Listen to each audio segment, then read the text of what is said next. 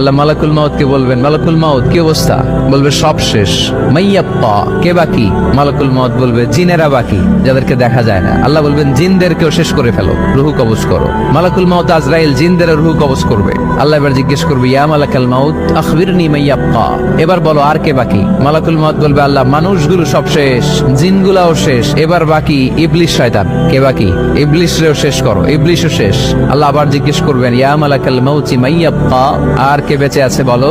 মালাকুল মাউত বলবে, আল্লাহ আপনার কথা অনুযায়ী পৃথিবীর সব মানুষের রুহু কবজ করলাম, সব জিনদের রুহু কবজ করলাম, ইবলিসের রুহু কবজ করলাম, এখন আছে শুধু ফেরেশতা। আছে কারা? যাও ফেরেশতাদের রুহু কবজ করো।